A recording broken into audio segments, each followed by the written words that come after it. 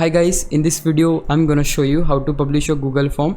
So that's so simple. Very first thing you need to do is to make sure that if your form is published or not. In my case the form is not published, and in order to verify that, you'll see the icon for I. If we click there, you'll see that the form is not accepting responses. It means that the form is not published yet, and it will be appear like this, not published. So we have to publish this before. So for that, just close this for now, and here click on publish.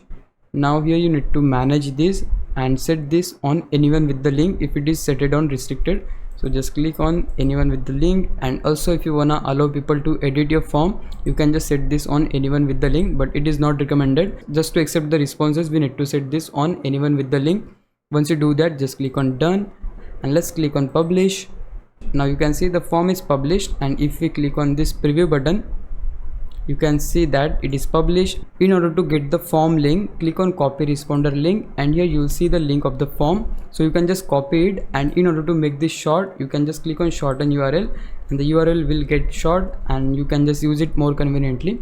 Now you can just copy this link, and you can just send this to anyone whom response you want to receive.